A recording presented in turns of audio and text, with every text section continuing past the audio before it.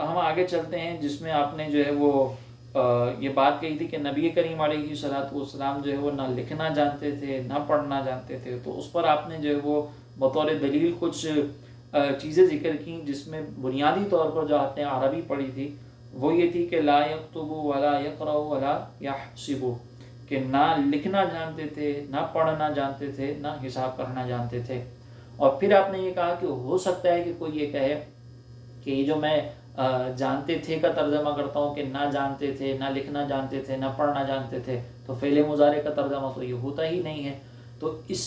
بات کو کاؤنٹر کرنے کے لیے آپ نے ایک اور حدیث مبارکہ پیش کی کہ انا امۃ امیۃ، کہ ہم امی امت ہیں، لا نکتب ولا نحسب، نہ ہم لکھتے ہیں نہ ہم حساب کرتے ہیں۔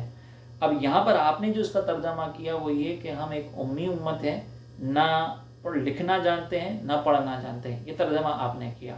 اور اس ترجمے پر آپ نے دلیل یہ دی کہ اگر ہم یہ کہیں کہ نہ لکھتے ہیں نہ پڑھتے ہیں تو یہ مشاہدے کے خلاف ہوگا، یعنی بعض صحابہ تو لکھتے بھی تھے بعض صحابہ تو پڑھتے بھی تھے۔ اب اگر ہم یہ کہیں کہ نہ لکھتے ہیں نہ پڑھتے ہیں تو یہ نہ لکھتے ہیں نہ پڑھتے ہیں، اور یہاں پر صحابہ بعض لکھ بھی رہے ہیں پڑھ بھی رہے ہیں، تو اس مشاہدے کے خلاف ہو جائے گا یہ ترجمہ۔ یقین کریں مجھے بڑی حیرت ہوئی اس بات کے اوپر جب آپ نے یہ کہا کہ اگر ہم یہ ترجمہ کریں کہ نہ لکھتے ہیں نہ پڑھتے ہیں تو یہ اس مشاہدے کے خلاف ہے، کیونکہ بعض صحابہ تو لکھتے ہیں اور پڑھتے ہیں، اس لیے ہم ترجمہ یہ کریں گے کہ نہ لکھنا جانتے تھے نہ پڑھنا جانتے تھے۔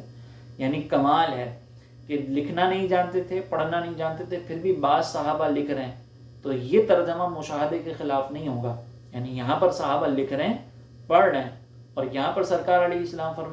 فرما رہے ہیں کہ نہ ہم لکھنا جانتے ہیں نہ ہم پڑھنا جانتے ہیں، تو یہ بھی تو مشاہدہ ہے کہ لکھ رہے ہیں، حالانکہ سرکار فرما رہے ہیں کہ لکھنا جانتے ہی نہیں ہیں۔ یعنی جب ہم آپ کی مرضی کا ترجمہ کریں گے تو وہ مشاہدے کے خلاف نہیں ہوگا، جب ہم حقیقی ترجمہ جو اس فعل مضارع کا ہوتا ہے وہ کریں گے تو مشاہدے کے خلاف ہو جائے گا۔ مجھے بڑی حیرت ہوئی آپ نے جب یہ بات کہی، تو میں بہرحال آپ نے جو ترجمہ کیا اس کے اندر ایک خیانت موجود ہے، وہ میں نے ذکر کر دی، سمجھنے والوں کو سمجھ میں آ گئی ہوگی۔ پھر آپ نے اس کے اوپر بطور دلیل جو وہ صلح حدیبیہ کی ایک بات ذکر کی کہ سرکار علیہ الصلوۃ والسلام نے حضرت علی رضی اللہ تعالیٰ عنہ سے پوچھا کہ بتاؤ کہاں لکھا ہوا ہے۔ تو یہ سوال پوچھنا کہ بتاؤ کہاں لکھا ہوا ہے، کیا اس بات کی دلیل ہے کہ پڑھنا نہیں آتا اس لیے پوچھا کہ بتاؤ کہاں لکھا ہوا ہے؟ میرے خیال میں تو یہ دلیل نہیں ہے۔ بعض اوقات ایسا ہوتا ہے، آپ نے بھی جامعۃ الرشید میں بعض اوقات طلباء کو پڑھاتے ہوئے یہ کہا ہوگا کہ بتاؤ بھائی کہاں لکھا ہوا ہے، اور پھر طلباء نے آپ کو بتایا ہوگا کہ استاد جی یہ تیسری لائن میں لکھا ہوا ہے، استاد جی یہ چوتھی لائن میں لکھا ہوا ہے، تو کیا آپ کو پڑھنا نہیں آتا تو جو آپ کو طلباء بتا رہے تھے؟ یہ اس بات کی طرف اشارہ ہوتا ہے کہ آپ کو جو ہے وہ لفظ جو ہے وہ ڈھونڈنے میں بعض اوقات دقت ہوتی ہے تو آپ کسی کی مدد لے لیتے ہیں۔ تو سرکار علیہ الصلوۃ والسلام نے مولا کائنات نے چونکہ لکھا تھا تو سرکار علیہ السلام نے فرمایا کہ علی بتائیں کہاں لکھا ہوا ہے۔ اچھا، پھر اس کے بعد کمال یہ ہے کہ آپ ایک اسکرین شاٹ دکھا رہے ہیں، اور اس اسکرین شاٹ کے اندر آپ نے آگے والا جو جملہ ہے وہ ہٹا دیا کہ سرکار علیہ الصلوۃ والسلام کو جو حضرت علی نے بتایا تو سرکار نے جو ہے وہ محمد الرسول اللہ مٹا دیا۔ آپ نے یہ بات یہاں پر روک دی۔ آگے ہی آپ کے اسکرین شاٹ میں جو میں نے اپنی اس ویڈیو میں ساتھ لگایا ہے یہ جملہ بھی تو موجود ہے کہ وَكَتَبَ ابن عبد اللہ، کہ سرکار علیہ الصلوۃ والسلام نے جو ہے وہ پھر جب محمد الرسول اللہ مٹایا تو ساتھ میں لکھا ابن عبداللہ، یہ سرکار علیہ السلام نے لکھا ہے۔